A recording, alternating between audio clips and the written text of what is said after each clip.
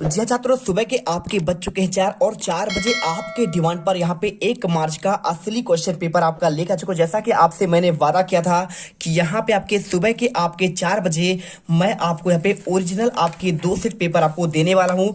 आज आज अभी अभी हाँ। एहे रहा नहीं जाता, तड़प ही ऐसी है ना। सेट आ और सेट वा का आंसर सुबह 4 बजे अपलोड मैं आपको यहाँ पे सेट आ का कर रहा हूँ और इसके बाद 7 बजे आपका यहाँ पे सेट वा का आंसर आएगा। A to Z क्वेश्चन आपको आंसर देंगे 101% आपका यहाँ पे आपके डिमांड पर मैं यहाँ पे A to Z आपका रियल क्वेश्चन पेपर आपका लेके आ चुका हूँ। कुछ मत करिए, यदि आप चाहते हैं कि आप यहाँ पे हिंदी के पेपर में गर्दा उड़ा दो, 75 में से 75 नंबर लेके आओ, तो पूरा पेपर आपका यहाँ पे आ चुका है। पूरा आपका न्यू और रियल पेपर है। आप यहाँ पे क्वेश्चन भी आप देख सकते हैं, पूरा आपका चेंज है, कोई आपका फेक पेपर नहीं। हर दिन आपको यहाँ पे पेपर से पहले सुबह आपको रियल पेपर आपको मिल जाएगा। तो A to Z क्वेश्चन आपको मैं आज के इस वीडियो में दिखाने वाला हूँ। देखिए यहाँ पे पूरा प्रॉपर आपके यहाँ पे 23 क्वेश्चन है, तो आपको मैं आज के इस वीडियो में आपके 23 क्वेश्चन दिखाऊंगा। साथ में देखिए आपका इन पेपर का आपका मॉडल आंसर भी आपका मैं यहाँ पर लेके आ चुका हूँ। हर एक क्वेश्चन का आपको यहाँ पे मॉडल आंसर मिलेगा। देखिए बोर्ड परीक्षा 2023 का सेट आ का आदर्श उत्तर मिलेगा। विषय हिंदी का A to Z आंसर यहाँ पे है, देख सकते हैं सभी के आंसर आपको मिलेंगे। यहाँ पे एक एक क्वेश्चन देखिए, सात्विक आंसर और इसके बाद आपका आठवीं आंसर, इसके बाद हर एक क्वेश्चन का लास्ट का आपको यहाँ पे लिखित आंसर है। कुछ भी आपको करना नहीं है, बस आपको वीडियो अच्छे से 15 मिनट का वीडियो है, देख लीजिए और पेपर में छाप दीजिएगा। तो चलिए, जो भी छात्र पहली बार विजिट कर रहा है वीडियो को दिल से लाइक कर दो यार, साथ में चैनल को सब्सक्राइब कर दो। 4 बजे उठकर आपके लिए वीडियो शूट कर रहे हैं, जिससे आपका यहाँ पे भला हो सके। एक एक क्वेश्चन मत छोड़ना। देखिए सबसे पहले आपका इसमें आता है, आधुनिक काल का आरंभ आपका माना जाता है संवत 1900 से 1050 से, संवत 1375 से, संवत 1800 से। आपको सिंपल तरीके से देखिए आधुनिक काल का आपको आंसर आ नंबर पर लगाना है, आपका संवत 1900 होगा। सूरदास भक्ति काल की शाखा कवि है आपका ज्ञान मार्गी, राम भक्ति, प्रेम भक्ति या फिर कृष्ण भक्ति। आंसर देखिए सूरदास का भक्ति काल की शाखा कवि है, तो आप जानते हैं सूरदास हमारे किसके हैं, आपका यहाँ पे कृष्ण भक्ति है। अगर पूछे तुलसीदास का तो आपका राम भक्ति होगा, ज्ञान मार्गी कबीरदास होंगे और प्रेम भक्ति का यहाँ पे मलिक मोहम्मद आपका जायसी होगा।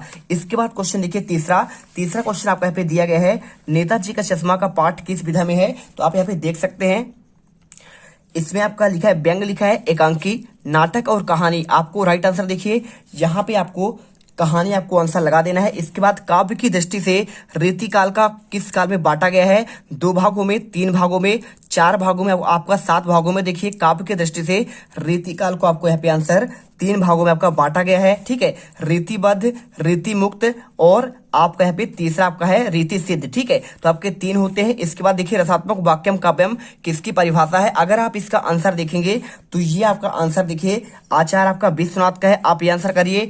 नेताजी का चश्मा कहानी का मूल भाव क्या है, तो देखिए छठे का आंसर आपको यहाँ पे देशभक्ति की आपका भावना हो जाएगा। 2 नंबर आपको यहाँ पे आंसर कर देना है देशभक्ति की भावना।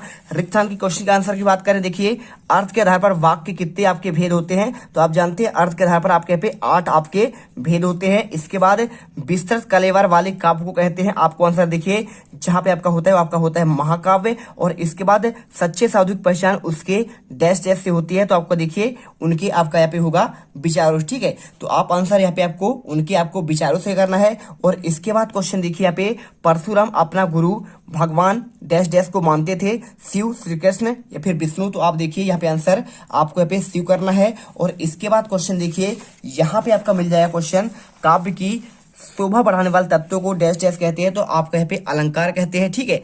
और इसके बाद देखिए आश्रय की बाह्य सारी चेष्टाओं कहते हैं। आपको यहाँ पे आंसर यहाँ पे आपको देखिए कर देना है अनुभव, ठीक है। अब देखिए अगर आप इसका आंसर चाहते हैं, पहले आपका यहाँ पे देखिए सही जोड़ी का यानी आपका सही विकल्प वाले क्वेश्चन का, तो आपको देखिए पहले का आंसर 1900, दूसरे का आंसर कृष्ण भक्ति, तीसरे का आंसर कहानी, चौथे का आंसर आपका 3 भागों में आचार्य विश्वनाथ, 5वें का आंसर, छठे का आंसर देशभक्ति की भावना। और इसके बाद रिक्त स्थान क्वेश्चन देखिए पहले का आपका पे 8 महाकाव्य, विचारों, शिव, अलंकार और इसके बाद आपका अनुभव, ठीक है। इसके बाद अगर मैं बात करूं यहाँ पे सही जोड़ी का, तो सही जोड़ी के देखिए आपको आंसर यहाँ पे आपको मिल जाएगा। बाच के कितने भेद होते हैं, तो आप यहाँ पे देख सकते हैं बाच के आपके पे 3 भेद होते हैं, ठीक है। तो आप सिंपल सा आंसर इसको आपको 3 में मिलाना है। पहले वाले का आंसर पहले एक का आपका देखिए यहाँ पे आपका यहाँ पे ई नंबर हो जाएगा। आप यहाँ पे सिंपल तरीके से आप दे सकते हैं। इसके बाद क्वेश्चन देखिएगा, सेकंड आपका लिखा है इसमें झरना आंसू लहरी, किसकी रचना है? तो आप जानते हैं यहाँ पे आपका जयशंकर प्रसाद का है। दूसरे का आपका आंसर सी करना है। और इसके बाद जो कम बोलता है उसे क्या कहते हैं? तो जो कम बोलता है यहाँ पे आप देख सकते हैं, जो कम बोलेगा उसे कहेंगे आपका मितभाषी कहेंगे। और इसके बाद 3 का आपको बी मिलाना है। और इसके बाद चौथा देखिए, जो मीठी वाणी बोला है यहाँ पे उसे, जो मीठी वाणी बोलता है उसे कहते हैं आपका पे मृदु भाषी बोलते हैं, आपको एफ में मिलाना है 4 का। और इसके बाद 5 देखिए 16 मात्राएं किस में होती है? आपका यहाँ पे होगा आपका चौपाई छंद पर। और आगे देखिए, आगे ने रचना की थी तार सप्तक का, तो आप आंसर इसमें मिलाइए। और इसके बाद एक वाक्य में आपको यहाँ पे उत्तर देना है। अगर मैं पहला क्वेश्चन देखूं, आम के आम गुठली के दाम लोकोक्ति का आपका क्या अर्थ है?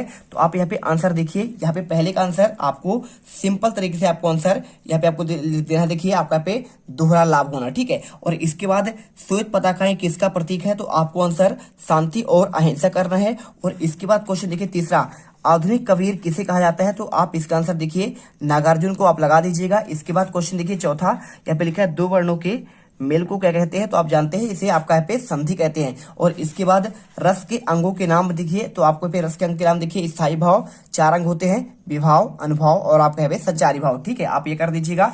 इसके बाद क्वेश्चन देखिए, यहाँ पे लिखा है माता का आंचल कहानी के अनुसार माँ ने भोलानाथ के घाव पर क्या लगाया था? तो आप जानते हैं यहाँ पे आपका हल्दी, पीसी हुई हल्दी लगाए थे। आपको आंसर यहाँ पे इसका आंसर ये कर देना है। और इसके बाद क्वेश्चन देखिए, सभी का आंसर दिया गया है आपका पहले से लेकर आपका देखिए 6 तक का आंसर प्रॉपर आपका यहाँ पे आंसर आपको मिल जाएगा।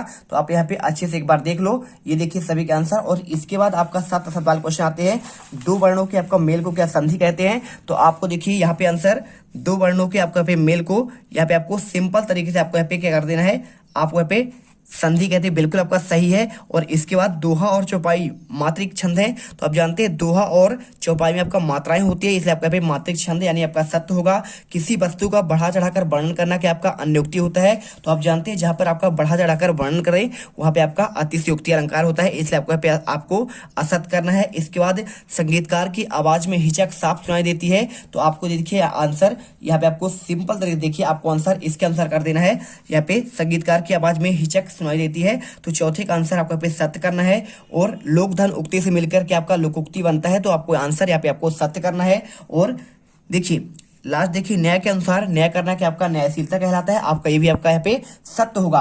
और इसके बाद क्वेश्चन देखिए, एक ही वीडियो पर कंप्लीट आपको आंसर मिलेगा, आप यहाँ पे लास्ट तक बने रहिएगा। एक एक क्वेश्चन आप इसे रट लीजिएगा, समय आपके पास बहुत कम है, आप इसे पढ़ लीजिएगा, ठीक है। देखिए क्वेश्चन की अगर मैं बात करूं तो यहाँ पे आपको क्वेश्चन आपका यहाँ पे दिया गया है, प्रकृतिवाद की आपको 2 विशेषताएं आपको बताना है। तो आप इसका आंसर देखिए, सबसे पहले आपको मैं देता हूं यहाँ पे प्रकृतिवाद की 2 विशेषताएं, ठीक है। तो आप इसमें देखेंगे तो आपको आंसर देखिए, प्रकृतिवाद की 2 विशेषता आपको मिल जाएगा। ईश्वर के प्रति अनास्था, इस काल के कवियों ने ईश्वर के प्रति अनास्था का भाव व्यक्त किया था यहाँ पे। और प्रतीकों का प्रयोग, ठीक है, तो इस काल के कवियों ने रचनाओं में प्रतीकों का प्रयोग किया है। साथ में पूछा गया है नई कविता कि आपको 2 विशेषता पूछा गया है, तो आप इसका आंसर देखिए, आपको यह आंसर ये मिल जाएगा। क्षणवाद का महत्व लिखा है, और साथ में इसमें इस काल के कवियों ने जीवन के प्रत्येक क्षण को महत्व दिया, और इस काल के कवियों ने नूतन बिंबों की खोज की, ठीक है, आप ये करिए। और इसके बाद क्वेश्चन देखिए, गोपियों के अनुसार राजा का धर्म क्या होना चाहिए? तो आप जानते हैं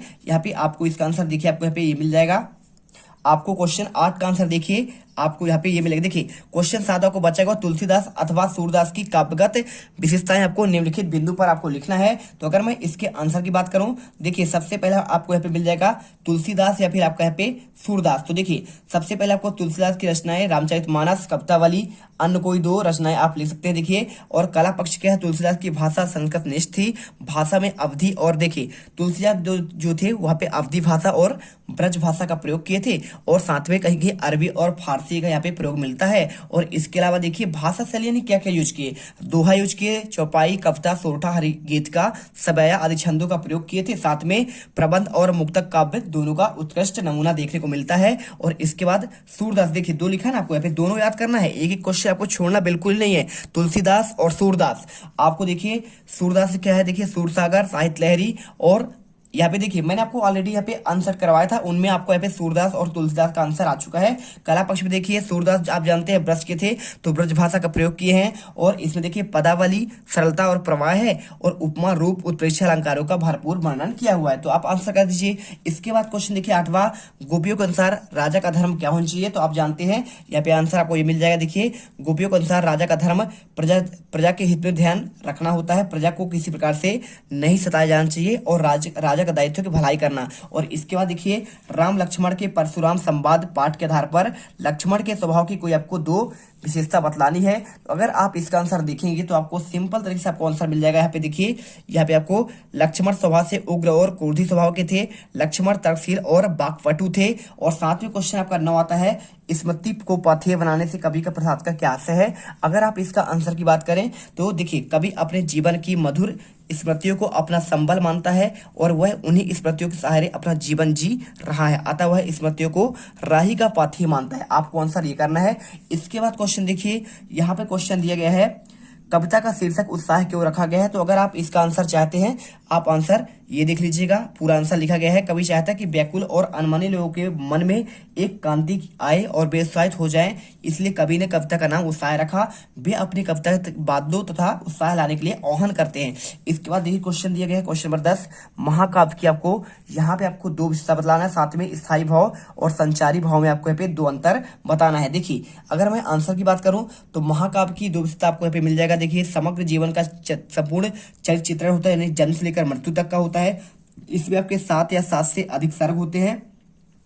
इसका नाम क्या होता है, ऊंचा चरित्र वाला होता है, ठीक है। और इसके बाद देखिए स्थायी भाव और आपके पे संचारी भाव में 2 आपको अंतर दिए गए हैं। तो देखिए आपको यहाँ पे अंतर मिल जाएगा। स्थायी भाव सहृदय के चित्त में स्थायी रूप से विद्यमान होते हैं, और संचारी भाव पानी की बुलबुल के समान प्रकट और मिटते रहते हैं। स्थायी भाव की संख्या आपका 10 मान जाती है, और संचारी भाव की संख्या आपका पे 33 मान जाती है, ठीक है। और इसके बाद क्वेश्चन देखिए 11वां, चौपाई अथवा दोहा छंद की आपको यहाँ पे परिभाषा लिखना है। तो आप देखिए चौपाई आप दोहा छंद जानते ही हैं। देखिए चौपाई में क्या होता है, चौपाई आपका एक सममात्रिक छंद है। इसमें आपके 4 चरण होते हैं, प्रत्येक चरण में आपके 16-16 मात्राएं होती हैं। आपको यहाँ पे रकुल रीत वाला आपको यहाँ पे उदाहरण कर देना है। साथ में दोहा छंद में देखिए आपका ये अर्ध सम्मात्रिक छंद है। इसमें आपके 4 चरण होते हैं।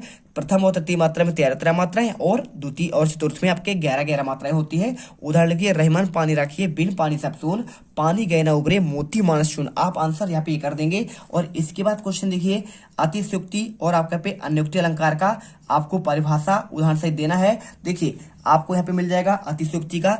अतिशयोक्ति मतलब क्या होता है, जब आपका लोक सीमा का अतिक्रमण करके बढ़ा चढ़ाकर वर्णन करे, वहां पे आपका अतिशयोक्ति होता है। जैसे पड़ी अचानक नदी पार, घोड़ा कैसे उतरे पार। आपको आंसर करना है। साथ में देखिए अन्योक्ति अलंकार क्या होता है, अन्न धन उक्ति, यानी मतलब कह रहा है भाई साहब, जहां प्रस्तुत के माध्यम से आपका अप्रस्तुत अर्थ का ध्वनित हो, वहां पे आपका अन्योक्ति अलंकार हो जाते थे। आपने सुना होगा यहाँ पे आपका माली आवाज देखकर कलियन करी पुकार, ये आपका जो उदाहरण है आपका यहाँ पे अन्योक्ति आपका अलंकार का ही उदाहरण है। आप अच्छे से यहाँ पे कर लीजिएगा। देखिए आंसर आपको यहाँ पे पूरा लिखा गया है, ठीक है। तो उदाहरण आप अच्छे से कर लीजिए। साथ में क्वेश्चन देखिए आपका 12वां लिखा है, आचार्य रामचंद्र। और इसके अलावा देखिए यहाँ पे आपको क्या दिया गया है, देखिए इसमें अलावा आपको यहाँ पे दिया गया है, इसकी निबंध की परिभाषा लिखते हुए पाठ्यक्रम में सम्मिलित किसी एक निबंध रचना का आपको यहाँ पे नाम लिखना है। तो अगर आप इसके आंसर की बात करें, या फिर जीवनी और आत्मकथा में आपको यहाँ पे 2 अंतर बताना है। तो आप सिंपल तरीके से आप आंसर यहाँ पे कर सकते हैं। आपको यहाँ पे आंसर करना पड़ेगा। देखिए आपको यहाँ पे मिल जाएगा इसका आंसर आपका 2, देखिए क्षेत्रीय भाग आपका 2 निबंध रचना आपको दिया गया है। साथ में देखिए यदि गद्य कवियों की कसौटी है तो निबंध आपका यहाँ पे गद्य की कसौटी, आपका यहाँ पे ये परिभाषा लिखना है उनका। और जीवनी और आत्मकथा में अंतर आपको यहाँ पे ये देख लेना, ठीक है। तो जीवनी और यहाँ पे आपका यहाँ पे पूरा अंतर दिया गया है, आप कर लीजिएगा 2 अंतर। और आत्मकथा आपका यहाँ पे देखिए आत्मकथा लेखक आपके स्वयं के बारे में लिखता है, जबकि जीवनी में हमेशा आपको दूसरों के बारे में लिखा जाता है। आप ये आंसर पढ़िएगा। ये देखिए आपका वही आंसर आपको सेम दिया गया है, जीवनी और आत्मकथा में अंतर, और साथ में आपको नाटक और एकांकी में अंतर आपको याद कर लेना है। और इसके अलावा यदि आप चाहते हैं कि भाई साहब हम क्या याद करें, तो देखिए आपको यहाँ पे कुछ अलंकार आपको दिए गए हैं। आप यहाँ पे देखिए अनुक्ति मैंने बता दिया, अतिशयोक्ति बता दिया है, और साथ में पुनरुक्ति, मानवीकरण यहाँ पे आपको दिया गया है। उत्प्रेक्षा का दिया है, श्लेष का तो आप 9th में ऑलरेडी इनको पढ़ चुके होंगे, तो आपके सब बनता होगा। उपमालंकार, रूपक, अनुप्रास से आपके यहाँ पे 9th में ऑलरेडी थे, तो आप इनसे आप याद ही कर लिए होंगे। अलंकार में देखिए हरिगीतिका हो गया, गीतिका, उल्लाला, और साथ में आपका यहाँ पे रोला दिया गया है। और इसके अलावा आपका दोहा और चौपाई, दोहा चौपाई आपका आ चुका है ऑलरेडी। बस आपको ये 2-3 आपको यहाँ पे ये आपको रेडी कर लेना है, जिससे आपको आपसे ऑलरेडी होगा, एक बार आप जरूर देख लीजिएगा, ठीक है। चलिए इसके बाद अगर मैं बात करूं, क्वेश्चन नंबर आपका देखिए यहाँ पे आपका 13 लिखा है, स्वयं प्रकाश अथवा मन्नू भंडारी की साहित्यिक आपको विशेषता बतलाना है। तो इनका आंसर मैंने आपको ऑलरेडी यहाँ पे दे दिया था। आप यदि इनका नहीं पढ़े हैं तो आप एक बार देख लीजिए, क्योंकि आपका ऑलरेडी पहले वाले आपका जो सेट मैंने दिया था उनमें आंसर आपका था। यहाँ पे 2 रचनाएं देखिए, और इनके आपके भाषा शैली आपका यहाँ पे ये दिया गया है, ठीक है। तो आपका ये हो जाएगा, और साथ में किसका, स्वयं प्रकाश का, और ये देखिए स्वयं प्रकाश का आपका पे हो गया। और इसके बाद आपका पे मन्नू भंडारी का आपका पे ये हो जाएगा, रचनाएं महाभोज, आपका बंटी, और इसके अलावा देखिए आपका पे भाषा शैली। तो आप ये देख लीजिए। इसके बाद क्वेश्चन दिया गया है, सेनाई न होते भी चश्मे वाले को लोग कैप्टन क्यों कहते हैं। तो आप आंसर देखिए, आपको प्रॉपर आंसर आपको ही मिल जाएगा, आप अच्छे से यहाँ पे कर लीजिएगा। देखिए सेनाई न होते भी देश प्रेम के भाव से भरे कैप्टन चश्मे वाले के मन में देश के प्रति बलिदान होने वाले सम्मान का भाव, सुभाष चंद्र बोस के उनमें अटूट श्रद्धा थी, उसके इसी देश के प्रति फौजियों जैसे भाव के कारणों से लोग कैप्टन कहते थे। और इसके साथ देखिए बाल गोविंद भगत पाठ के आधार पर भगत के गायन की आपको विशेषता बतलानी है। तो अथवा का आंसर आपको है, आंसर आपको ये करना है प्रॉपर तरीके से। क्वेश्चन आपका ये मिल जाएगा, आपको यहाँ पे पूरा आंसर लिखना है। और इसके बाद क्वेश्चन देखिए आपका 15वां आता है, तो 15वां क्वेश्चन आपको यहाँ पे आगे आपका ये आएगा, आप देख लीजिए।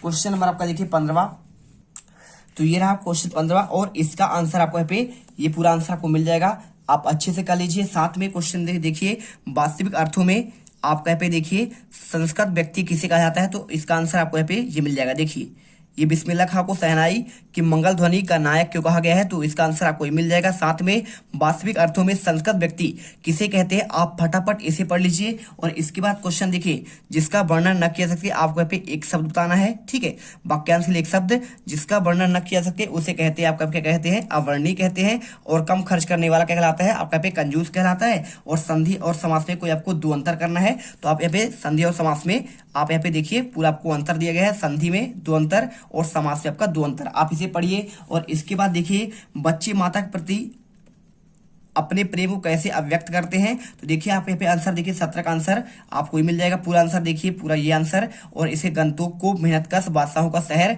क्यों कहा जाता है, तो आप इसका आंसर ये रेडी कर लेंगे। और इसके बाद क्वेश्चन देखिए 18वां, ये आपका पेपर ऑलरेडी आ चुका है, उद्धव तुम अति बड़भागी वाला। तो आप इसके देखिए और अट नहीं रही थी, तो इसका देखिए पहले आपको यहाँ पे संदर्भ, प्रसंग और व्याख्या करना है, ठीक है। तो इसका अगर संदर्भ, प्रसंग, व्याख्या की बात करें तो आप आंसर देखिए यहाँ पे आपको मिल जाएगा पूरा। देखिए संदर्भ, प्रसंग और व्याख्या आप यहाँ पे देख सकते हैं, प्रॉपर तरीके से आप लिख लीजिएगा। साथ में आपका है ये वाला क्वेश्चन, ये देखिए आपका यहाँ पे काव्य खंड में आपको दिया गया है, ये आपका संदर्भ है, इसके बाद प्रसंग है और भावार्थ है ना। और इसके अलावा आपका यहाँ पे आया हुआ है ये वाला, तो आप इसका देखिए अट नहीं रही वाले पार्ट से है, बादल गरजू वाला आप चाहो तो पढ़ सकते हैं यहाँ पे संदर्भ। और इसके अलावा आपका यहाँ पे प्रसंग और भावार्थ लिखा है, लेकिन क्वेश्चन आपका यहाँ पे अट नहीं रही वाला आया हुआ है, तो आप इसे अच्छे से यहाँ पे संदर्भ, प्रसंग और भावार्थ आप यहाँ पे पढ़ लेंगे, ठीक है। चलिए इसके बाद क्वेश्चन देखिए आपका पे 19वां आया है, तो 19वां अगर आप देखेंगे तो 19वां का आंसर देखिए यहाँ पे आपको यहाँ पे संदर्भ, प्रसंग आपको गद्यांश करना है।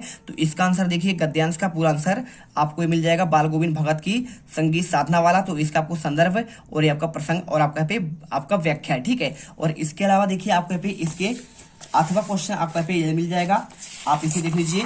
ये क्वेश्चन रहा आपका यहाँ पे 8वां का, तो आप इसका आंसर ये देखिए ये वाला, तो आप इसका देखिए संदर्भ और प्रसंग और इसका आपका व्याख्या मिल जाएगा, ठीक है। और इसके बाद क्वेश्चन 20 में आपको यहाँ पे देखिए समय का सदुपयोग का आपको एक अनुच्छेद लिखना है और आदर्श विज्ञापन की कोई आपको 3 विशेषताएं बतलाने हैं। तो आप आंसर देखिए क्वेश्चन 20 का आंसर आपको मिल जाएगा प्रॉपर तरीके से आंसर। और इसके बाद अथवा का आंसर, एक आदर्श विज्ञापन की 3 विशेषताएं, पहला देखिए अभिव्यक्ति, दूसरा व्यापकता और तीसरा क्रय हेतु प्रेरणा, ठीक है। और क्वेश्चन देखिए 21 में आपको यहाँ पे एक आपका काव्यांश और गद्यांश का पढ़कर आपको आंसर देना है। बीरो कैसा हो बसंत। अगर आप इसका क्वेश्चन देखें और इसका आंसर, तो आपको आंसर देखिए, आपको यहाँ पे आंसर ये मिल जाएगा। आप इसे पढ़ लीजिएगा। शीर्षक आपको हो जाएगा बीरो को कैसा हो बसंत।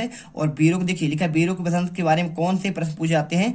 आंसर लिखना है, बीरो को बसंत के बारे में दिग दिगंत अर्थात सभी दिशाएं में प्रश्न पूछे जाती हैं। और उपयुक्त काव्यांश का भावार्थ, तो आपको आंसर आपको ये मिल जाएगा। ठीक है। और इसके बाद अथवा क्वेश्चन देखिए ये वाला, कभी कोई लक्ष्य वाला, तो इसका आंसर पूरा आपको यहाँ पे ये मिल जाएगा। देखिए पूरा आंसर आपको यहाँ पे दिया गया है, आप ये करिए। और इसके बाद क्वेश्चन देखिए आपका यहाँ पे आपका 22 आता है, विद्यालय के प्रचार को बुक बैंक हेतु पुस्तकें प्राप्त करने हेतु आवेदन पत्र लिखना है। तो इसका आंसर आप यहाँ पे देखिए सिंपल तरीके से आपको यहाँ पे लिख देना है पूरा, सेवा में श्रीमान स्कूल का नाम, और इसके बाद बुक बैंक से पुस्तक प्रदान करने हेतु आवेदन पत्र महोदय, और आपको लास्ट में यहाँ पे प्रार्थी नाम और कक्षा रोल नंबर और दिनांक आपको कर देना है। और अथवा क्वेश्चन अपनी वार्षिक परीक्षा की तैयारी के लिए अवगत कराते हुए पिताजी को आपको एक पत्र लिखना है। तो आप आंसर यहाँ पर देखिए आपको मिल जाएगा, प्रिय पिताजी आपको मेरा प्रणाम। और ये पूरा पॉइंट आपको लिखकर आपको प्यारी बेटी या बेटा जो भी आप है आप यहाँ पे कर दीजिएगा, पूरा आंसर आपको मिल जाएगा। और इसके बाद लास्ट में आपको यहाँ पे निबंध लिखना है। तो निबंध देखिए आपको इतने हैं, तो आपको ऑलरेडी यहाँ पे आपको बनता होगा, कोई दिक्कत है नहीं। यदि आप यहाँ पे देखिए पर्यावरण प्रदूषण के बारे में, साहित्य और समाज के बारे में, जल संरक्षण जो आपको अच्छा लगे, स्वच्छ भारत अभियान, आप इसे कर लीजिएगा। तो यहाँ पे आपका पूरा पेपर कंप्लीट होता है। इस प्रकार से देखिए हमने आपको सेट आ का कंप्लीट आंसर आपको दे दिए हैं। और इसके बाद आपका 7 बजे आपको यहाँ पे सेट आपका वा का आंसर पूरा प्रॉपर आपको मिल जाएगा। तो आप उसका वेट करिए।